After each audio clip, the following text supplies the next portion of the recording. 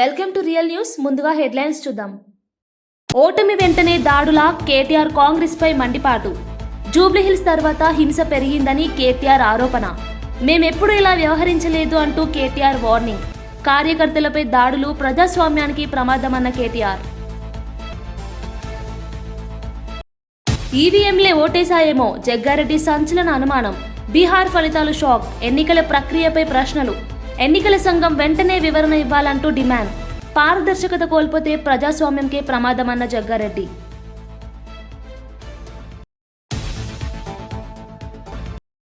ఏపీలో రేమెన్ 1201 కోట్ల పెట్టుబడులు, 3 ఫ్యాక్టరీలు, వేలాది ఉద్యోగాలకు దారితీసే కొత్త ప్రాజెక్టుల శంకుస్థాపన. ఏపీని ఇండస్ట్రియల్ హబ్ చేస్తామని చంద్రబాబు స్పష్టం. గ్లోబల్ టెక్స్టైల్ తయారీలో ఏపీకి భారీ లాభం. 50 ఏళ్లు వచ్చినా బీజేపీకి ఛాన్స్ లేదు అని రాజాసింగ్ వ్యాఖ్య. వరుస ఓటములతో తెలంగాణ బీజేపీలో పెరిగిన అసంతృప్తి. పార్టీ చనిపోతోంది, కాపాడండి అని రాజాసింగ్ షాకింగ్ కామెంట్. వ్యూహాలు మార్చకపోతే భవిష్యత్తు కష్టమే అని వెల్లడి. ఓడిపోయిన అహంకారం తగ్గదా అని ఆది శ్రీనివాస్ ఫైర్. ఫేక్ సర్వేలు, మైండ్ గేమ్లకు ప్రజలే చెంపదెబ్బ అన్న ఆది.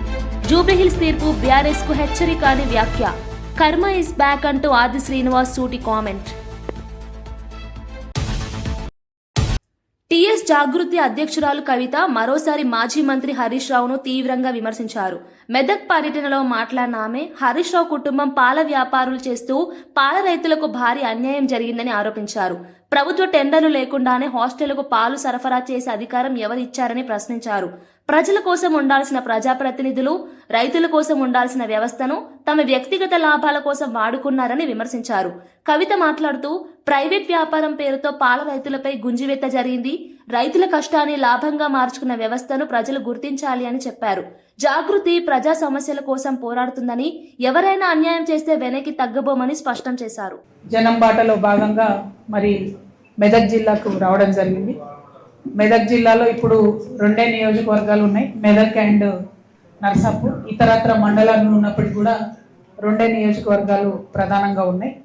మరి మేము మా పర్యటన ప్రారంభించడమే నర్సాపూర్లో మరి విఎన్ రెడ్డి గారు, దినేష్ రెడ్డి గారు వాళ్ళ పాఠశాలలో చిన్న పిల్లల్ని విద్యార్థులతోని చిల్డ్రన్స్ డే సెలబ్రేట్ చేసుకొని ప్రారంభించినాం.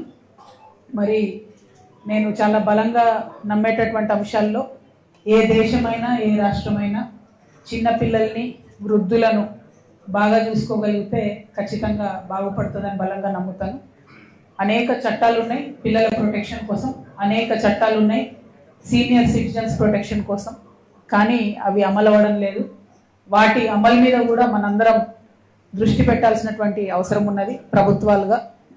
అదేవిధంగా మరి ఆ తర్వాత రెడ్డిపల్లి అనేటటువంటి గ్రామానికి వెళ్ళడం జరిగింది. ఈ గ్రామం నర్సాపూర్ మండలంలో ఉన్నది. ఆ గ్రామంకి ఒక విచిత్రమైన పరిస్థితి ఉన్నది. ఒక పక్క RRRలో వాళ్ళ భూములు పోతున్నాయి, ఇంకొక పక్క కాళేశ్వరంలో వాళ్ళ భూములు పోయినాయి, ఇంకొక పక్క రైల్వే లైన్ వాళ్ళు వచ్చి సర్వే చేసిపోయారు. అది ఎడిదికి వస్తుందో అర్థం కాని పరిస్థితి ఉన్నది. అంటే RRRలో నర్సాపూర్ మండలంలో 13 విలేజెస్లో ఉన్నటువంటి భూమి పోతున్నటువంటి సందర్భం ఉన్నది.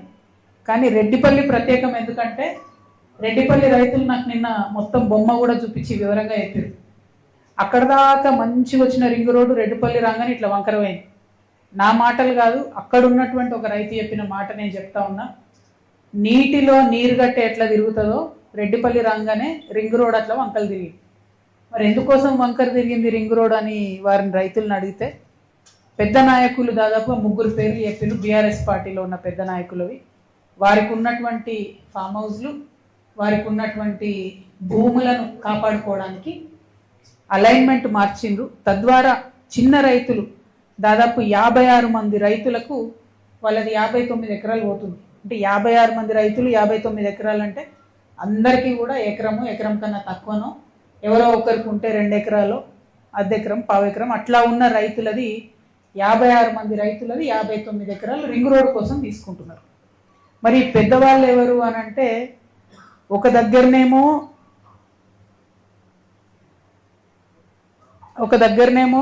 రెడ్డిపల్లి, చిప్పల్తిర్తి, తునికి ఈ 3 గ్రామాల మధ్యలో ఒక 400 ఎకరాల ఫామ్ హౌస్ వచ్చింది. దాని అలైన్మెంట్ మార్చి ఈ ఫామ్ హౌస్ పక్క నుండి పోయేటట్టు చేసుకున్నారు. తద్వారా ఆ భూమి విలువ పెరగాలి. అక్కడ తెలుగు సినీ పరిశ్రమను వణికించిన ఐబొమ్మ పైరసీ వెబ్సైట్ నిర్వాహకుడు ఇమ్మడి రవిని సిసిఎస్ పోలీసులు హైదరాబాద్ కూకట్పల్లి ప్రాంతంలో అరెస్ట్ చేశారు. దమ్ముంటే పట్టుకోండి అంటూ పోలీసులకు సవాల్ విసిరిన రవిని పట్టుకోవడానికి అధికారులు గత 6 నెలలుగా గట్టి నిఘా పెట్టారు. ఫ్రాన్స్ నుండి హైదరాబాద్ కు వచ్చిన సమాచారంతో పక్కా ప్లాన్ ప్రకారం అతడిని అదుపులోకి తీసుకున్నారు. సినిమా రిలీజ్ అయిన కొన్ని గంటల్లోనే హెచ్డి ప్రింట్లు అప్లోడ్ చేస్తూ కోట్ల రూపాయల నష్టాన్ని పరిశ్రమకు తెచ్చాడు. నిర్మాతలు ఇచ్చిన ఫిర్యాదుల తర్వాత రవిపై బ్లాక్ మెయిలింగ్ ఆరోపణలు కూడా వచ్చాయి. కరేబియన్ దీవుల్లో దాక్కుని వెబ్సైట్ నడుపుతున్న రవిని అరెస్ట్ చేయడం పోలీసులకు పెద్ద విజయంగా అధికారులు పేర్కొన్నారు. నిందితుడి అకౌంట్లను పరిశీలించిన పోలీసులు దాదాపు 3 కోట్లను ఫ్రీజ్ చేశారు. ఒంటరిగా ఉంటూ డిజిటల్ ట్రాకింగ్ ను తప్పించుకునేందుకు పలు దేశాలు చుట్టి పైరసీ నెట్వర్క్ ను నడిపినట్లు విచారణలో తెలిసింది.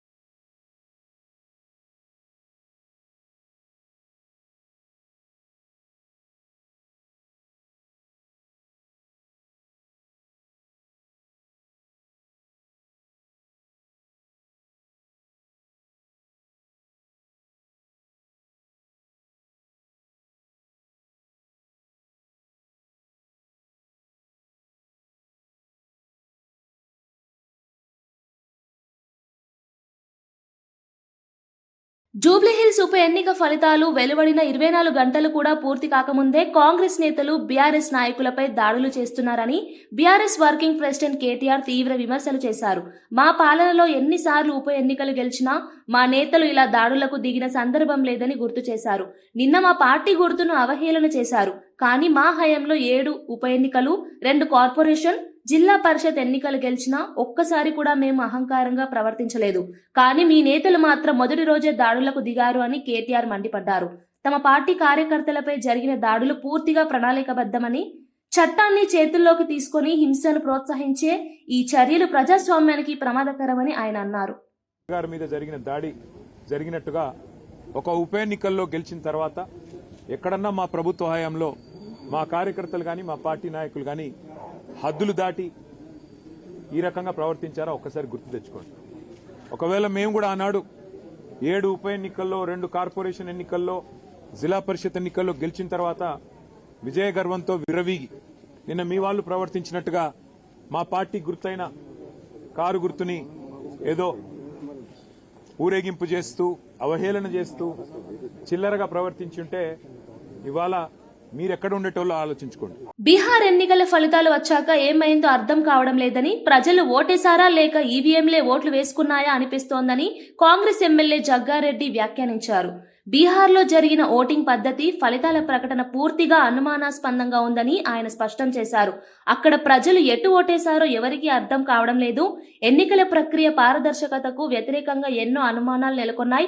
ఇలాంటి పరిస్థితుల్లో ఎన్నికల కమిషన్ బాధ్యతగా వ్యవహరించి ప్రజలకు స్పష్టత ఇవ్వాలి అని జగన్ రెడ్డి అన్నారు. విపక్ష నేతలను లక్ష్యంగా చేసుకుని కేంద్రం వ్యవస్థలను వినియోగిస్తోందనే అనుమానాలు కూడా పెరుగుతున్నాయని ఆయన అభిప్రాయం వ్యక్తం చేశారు. ఎన్నికల కమిషన్ పనిచేస్తుంది. విశాఖపట్నంలో జరుగుతున్న సిఐఐ పార్ట్నర్షిప్ సమ్మిట్ 2వ రోజు ఆంధ్రప్రదేశ్కు భారీ పెట్టుబడులు ప్రవహించాయి. ముఖ్యంగా టెక్స్టైల్ రంగంలో అగ్రగామి సంస్థ రేమండ్ రాష్ట్రంలో 3 పెద్ద ప్రాజెక్టులను ఏర్పాటు చేయనున్నట్లు ప్రకటించింది. మొత్తం 1,201 కోట్ల పెట్టుబడులతో ఈ యూనిట్లు ఏర్పాటు చేయనుండగా ఈ ప్రాజెక్టుల శంకుస్థాపనను సీఎం నారా చంద్రబాబు నాయుడు వర్చువల్ గా చేశారు. ఈ కార్యక్రమంలో రేమన్ గ్రూప్ ఎండీ గౌతమ్ మైని పాల్గొని ఆంధ్రప్రదేశ్లో పెట్టుబడులకు అనుకూల వాతావరణం ఉందని ప్రశంసించారు. ప్రపంచ స్థాయి తయారీ కేంద్రాలు, నైపుణ్య శిక్షణ, ఎగుమతి అవకాశాలు పెంచే దిశగా ఈ ప్రాజెక్టులు కీలక పాత్ర పోషిస్తాయని తెలిపారు. సీఎం చంద్రబాబు మాట్లాడుతూ ఏపీని ఇండస్ట్రియల్ హబ్ గా తీర్చిదిద్దడం మా లక్ష్యం. రేమన్ ప్రాజెక్టులు వేలాది ఉద్యోగాలు సృష్టిస్తాయి. ఈ పెట్టుబడులు రాష్ట్ర ఆర్థిక వ్యవస్థకు ప్రోత్సాహం అందిస్తాయని పేర్కొన్నారు. జూబ్లీహిల్స్ ఉప ఎన్నికల్లో బీఆర్ఎస్ పార్టీ భారీ ఓటమి పాలవడంతో కేటీఆర్ వ్యాఖ్యలపై ప్రభుత్వ విప్ ధర్మపురి ఎమ్మెల్యే ఆది శ్రీనివాస్ ఘాటుగా స్పందించారు. జూబ్లీహిల్స్ లో చిత్తుగా ఓడిపోయిన కేటీఆర్ అహంకారం మాత్రం చావట్లేదు అంటూ ఆయన విమర్శలు గుప్పించారు. సోషల్ మీడియాలో తప్పుడు ప్రచారం, ఫేక్ సర్వేలతో మైండ్ గేమ్ లాడినా ప్రజలు బీఆర్ఎస్ పార్టీకి గట్టి చెంపదెబ్బ ఇచ్చారని ఆది శ్రీనివాస్ పేర్కొన్నారు. జనాలు చీ కొట్టినా అదే బలుపు చూపిస్తున్నారు. కర్మ ఇస్ బ్యాక్ అని మీ సొంత చెల్లెల్లే చెప్పింది. ఓటమి తర్వాత కూడా అదే ధోరణి కొనసాగించడం ప్రజల తీర్పును అవమానించబడమే అని ఆయన అన్నారు. జూబ్లీహిల్స్ లో ప్రజలు బీఆర్ఎస్ ను పూర్తిగా త్రోసిపుచ్చారని, ఇది భవిష్యత్ ఎన్నికలకు సంకేతమని విశ్లేషించారు. చూపిస్తున్న పరిస్థితి చూస్తుంటే తమ మైండ్ గేమ్ తో తప్పుడు ఫేక్ సమాచారంతో ప్రజల్ని తప్పుదో పట్టించాలని జూబ్లీహిల్స్ ఎన్నికల్లో బీఆర్ఎస్ పార్టీ కేసీఆర్ చేసిన ప్రజలు విజ్ఞులై వారి విష ప్రచారాన్ని తిప్పికొట్టి అత్యధిక మెజారిటీతో జూబ్లీహిల్స్ ఎన్నికల్లో కాంగ్రెస్ పార్టీ అభ్యర్థిని గెలిపిస్తే ఒక ఎన్నికతోనే అంత ఎగిరిపడుతున్నారు. మీరు ఓటమి చెందినప్పుడు మీ కాంగ్రెస్ పార్టీ గుర్తుకు మేమేమైనా గాడిద మీద ఊరేగించామని అంటున్నాం. ఒక్క ఎన్నిక కాదు కేటీఆర్, 2023 ఎన్నికల్లో అసెంబ్లీలో మిమ్మల్ని చిత్తు చేశాం. లోకసభ ఎన్నికల్లో మీరు చిత్తుగా ఓడేలా మీరు జీరోకే పరిమితం చేసేలా చేశాం.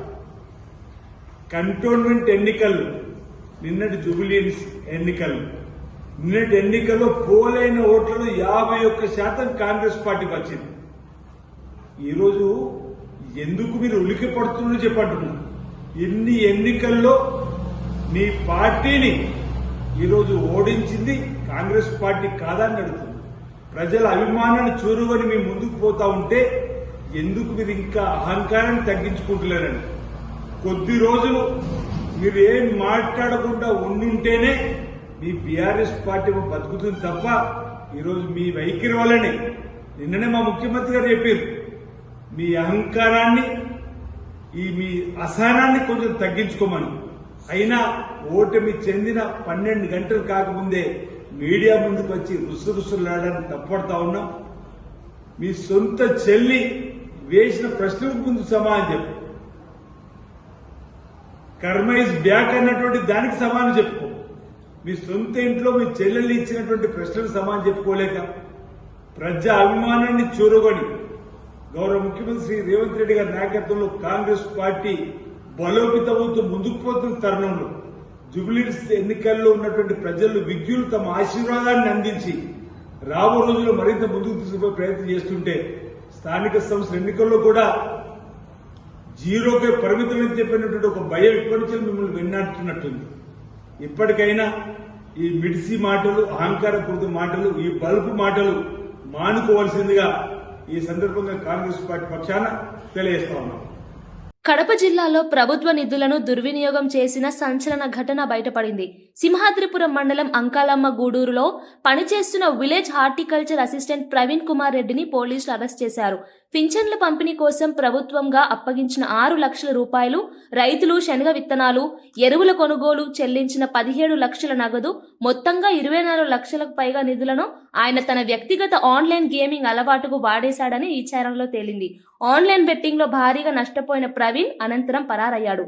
ప్రత్యేక పర్యవేక్షణలో పోలీసులు అతన్ని పట్టుకొని బెట్టింగ్ కు ఉపయోగించిన మొబైల్ ఫోన్ ను స్వాధీనం చేసుకున్నారు. ప్రభుత్వ ధనాన్ని వ్యక్తిగత వినియోగానికి దుర్వినియోగం చేసినందుకు అతని మీద 2 కేసులు నమోదయ్యాయని పులివెందుల డీఎస్పీ మురళీ నాయక్ తెలిపారు. అక్కడ పనిచేసేటువంటి horticulture assistant Malreddy Praveen Kumar Reddy job చేస్తుంటారు. అక్కడ అవాతాతల సంబంధించినటువంటి రాష్ట్ర ప్రభుత్వం ప్రతిష్టాత్మకంగా తీసుకొని అవాతాతలకు పెన్షన్ డబ్బు 1వ తారీఖునే ఇవ్వాలి అని చెప్పి ఉద్దేశంతో ఎవరైతే సంబంధించినటువంటి అధికారులు ఉంటారో ఆ అధికారులతో పెన్షన్ డబ్బు ఇస్తారు.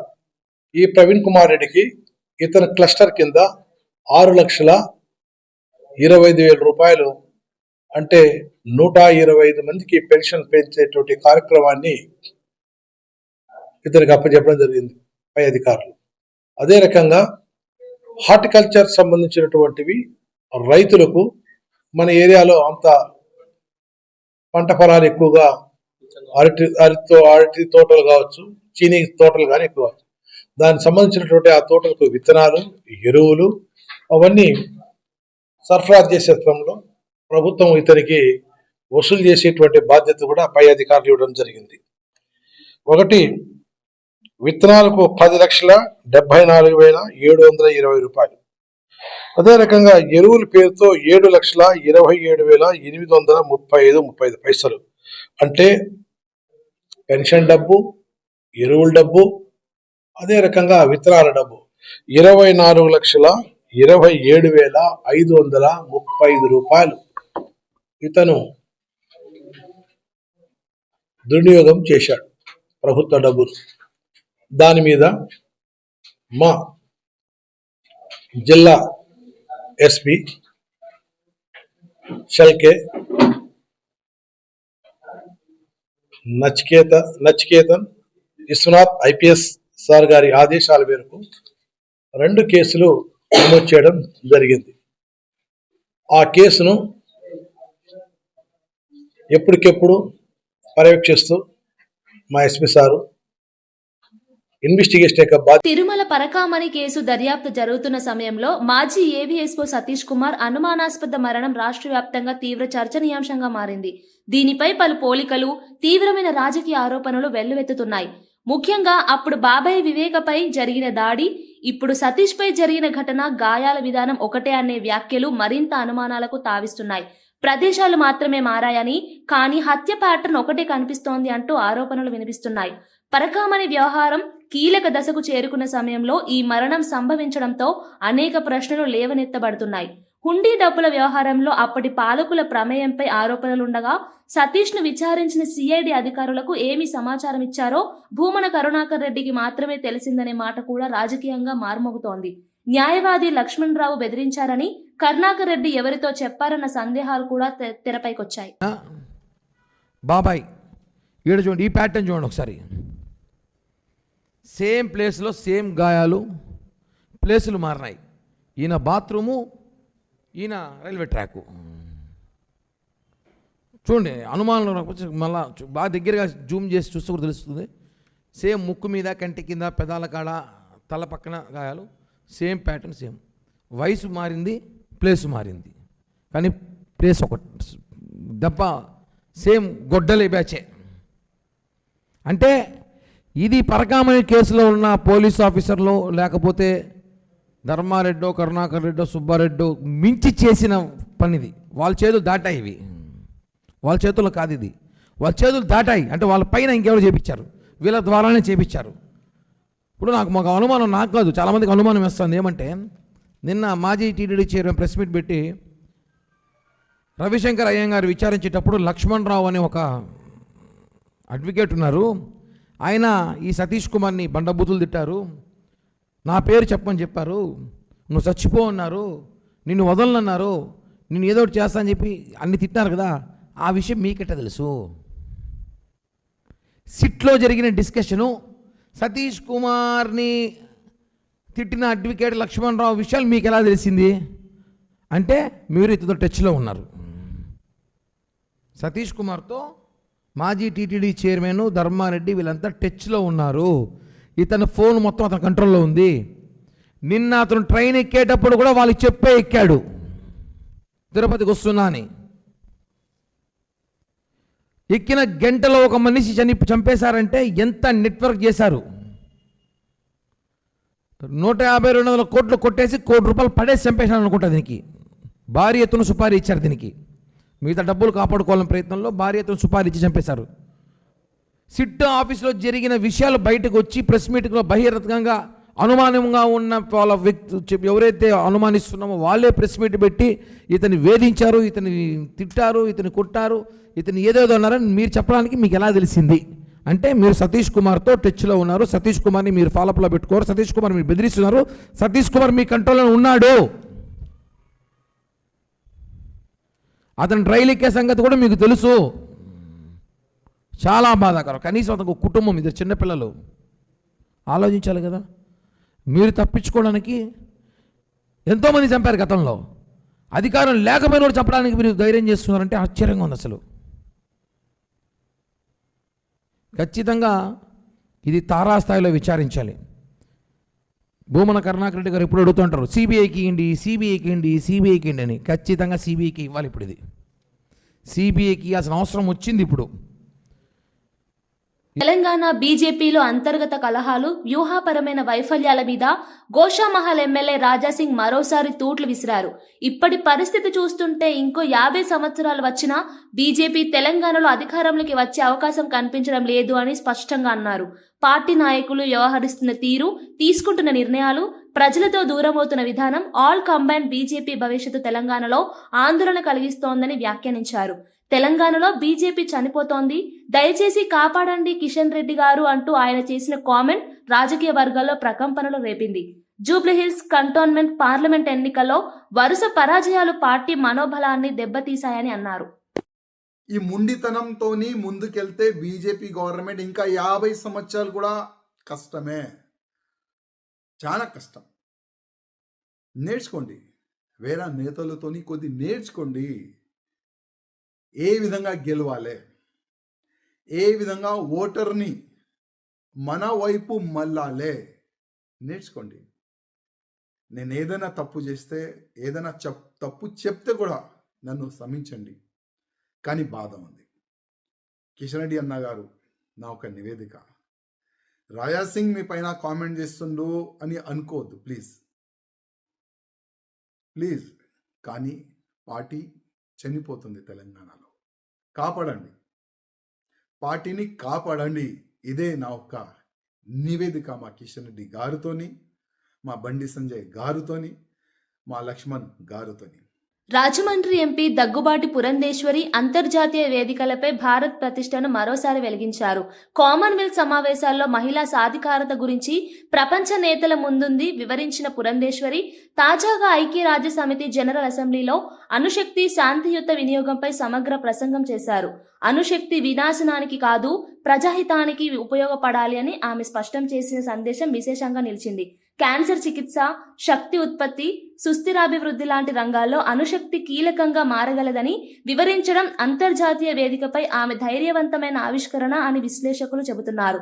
భారత ప్రతినిధి బృందానికి ఆమె నాయకత్వం వహించడం పట్ల స్థానిక బీజేపీ నేతలు, ప్రజలు గర్వం వ్యక్తం చేస్తున్నారు. సహకారాన్ని అందిస్తూ ఎప్పటికప్పుడు విషయాలు తెలియజేస్తూ ఎక్కడ ఇబ్బందులు ఉన్నాయి, ఎక్కడ లోటుపాట్లు ఉన్నాయి అనేటువంటి విషయాలు స్థానికంగా ఉన్నటువంటి మా నాయకులందరూ కూడా తెలియజేయడం, వాటిని మేము తీసుకుని సంబంధిత మంత్రుల దగ్గరికి వెళ్ళడం, వారు కూడా సానుకూలంగా స్పందించి రాజమండ్రి అభివృద్ధికి వారు కూడా సహాయం చేయడం అనేది జరుగుతున్నటువంటి విషయం. కనుక అందరికీ కూడా నా తరఫు నుండి వారందరికీ కూడా నా ధన్యవాదాలు. కేంద్ర ప్రభుత్వం ముడిపడి ఉందండి, బట్ ఆల్రెడీ అప్పుడు ఆపుంటే బాగుండేది. దాన్ని తీసుకెళ్లి దేవరపల్లిలో కలిపేశారు. ఇప్పుడు మన రైతులు అందుకనే కొంతమేరకు నష్టపోతున్నారేమో అని చెప్పి అది బాధ ఉంది. పొద్దున కూడా నేను వారితోటి మాట్లాడటం జరిగింది. నేను అందుకనే టొబాకో బోర్డు చైర్మన్ ని, ఈడీ గారిని రేపు 20 తర్వాత ఇక్కడికి వచ్చి రైతులతోటి మీటింగ్ పెట్టాలని నిర్ణయించడం జరిగిందండి. యశ్వంత్ గారితో నేను ఆల్రెడీ మాట్లాడాను, ఆయన కూడా సమ్మతించారు. మేము రైతులతోటి త్వరలోనే మేము మీటింగ్ పెట్టుకుంటాం. నెల్లూరు నగర అభివృద్ధి పనులు గతంలో ఎప్పుడూ లేని వేగంతో సాగుతున్నాయని నెల్లూరు డిప్యూటీ మేయర్ రూప్ కుమార్ యాదవ్ పేర్కొన్నారు. పట్టణ ప్రాథమిక ఆరోగ్య కేంద్రం పరిధిలో కొత్తగా నిర్మిస్తున్న సీసీ రోడ్డు పనులకు శంకుస్థాపన చేసిన ఆయన మాట్లాడుతూ పురపాలక, పట్టణాభివృద్ధి శాఖ మంత్రి నారాయణ ప్రత్యేక పర్యవేక్షణతో నగర రూపురేఖలు మారుతున్నాయని తెలిపారు. ప్రతి పనికి స్పష్టమైన టైంలైన్ ఇవ్వడం, నాణ్యతపై ఎలాంటి రాజీ లేకుండా పని జరగాలని మంత్రి నారాయణ ఆదేశించారని చెప్పారు.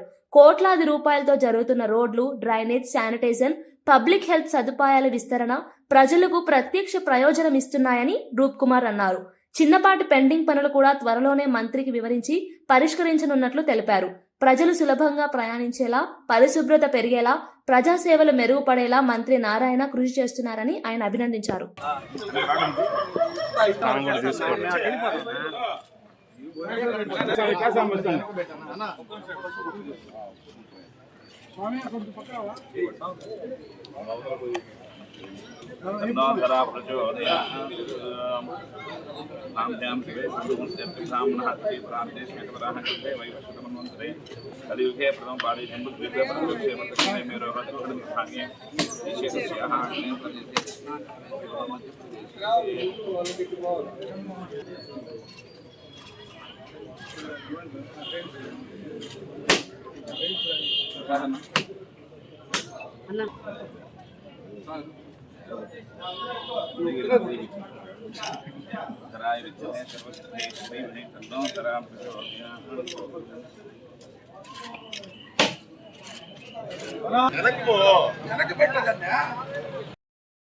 ఈరోజు నెల్లూరు నగరంలో మున్సిపల్ శాఖ మంత్రులు పొంగూరు నారాయణ గారి ఆదేశాల మేరకు డిప్యూటీ మేయర్ అయినటువంటి రూప్ కుమార్ యాదవ్ గారి పర్యవేక్షణలో ఈరోజు నెల్లూరు నగరం 40వ డివిజన్లో ఈరోజు అర్బన్ హెల్త్ సెంటర్లో ఇక్కడ రోడ్డు శంకుస్థాపన చేస్తున్నారు. సుమారుగా 7,75,000 రూపాయలతో వ్యయంతో ఈ రోడ్డు వేయబడుతుంది.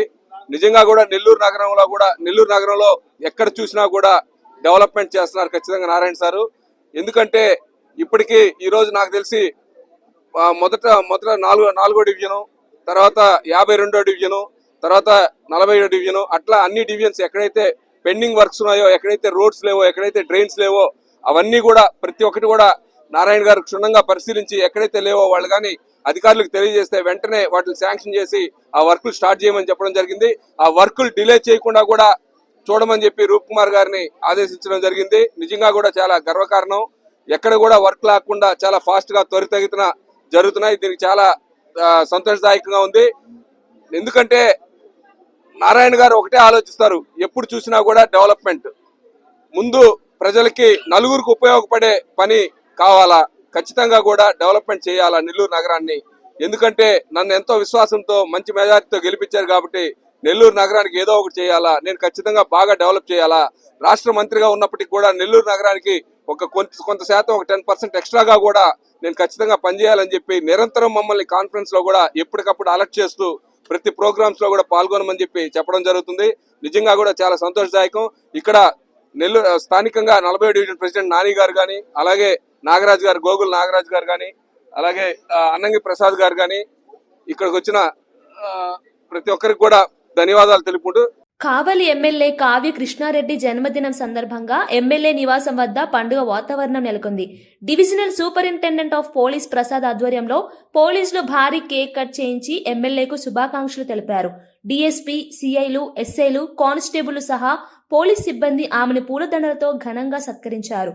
ప్రజాసేవలో అగ్రగామిగా నిలిచిన ఎమ్మెల్యే కావ్యకు తమ మద్దతు, గౌరవం, అభిమానాన్ని తెలియజేయడమే ఈ వేడుకల లక్ష్యమని అధికారులు చెప్పారు.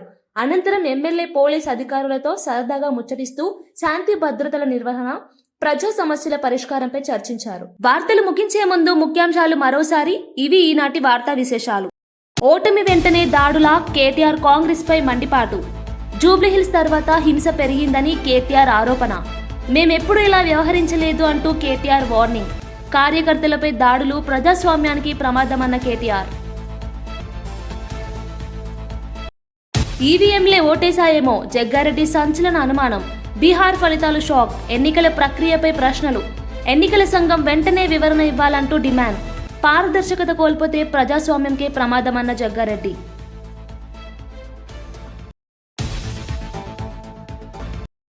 ఏపీలో రేమెన్ 1,201 కోట్ల పెట్టుబడులు, 3 ఫ్యాక్టరీలు, వేలాది ఉద్యోగాలకు దారితీసే కొత్త ప్రాజెక్టుల శంకుస్థాపన. ఏపీని ఇండస్ట్రియల్ హబ్ చేస్తామని చంద్రబాబు స్పష్టం. గ్లోబల్ టెక్స్టైల్ తయారీలో ఏపీకి భారీ లాభం. 50 ఏళ్లు వచ్చినా బీజేపీకి ఛాన్స్ లేదు అని రాజాసింగ్ వ్యాఖ్య. వరుస ఓటములతో తెలంగాణ బీజేపీలో పెరిగిన అసంతృప్తి. పార్టీ చనిపోతోంది, కాపాడండి అని రాజాసింగ్ షాకింగ్ కామెంట్. వ్యూహాలు మార్చకపోతే భవిష్యత్తు కష్టమే అని వెల్లడి. ఓడిపోయిన అహంకారం తగ్గదా అని ఆది శ్రీనివాస్ ఫైర్. ఫేక్ సర్వేలు, మైండ్ గేమ్లకు ప్రజలే చెంపదెబ్బ అన్న ఆది. జూబ్లీహిల్స్ తీర్పు బీఆర్ఎస్ కు హెచ్చరిక అని వ్యాఖ్య. కర్మ ఇస్ బ్యాక్ అంటూ ఆది శ్రీనివాస్ సూటి కామెంట్. మరో బులెటిన్లో మళ్ళీ కలుద్దాం. నమస్కారం.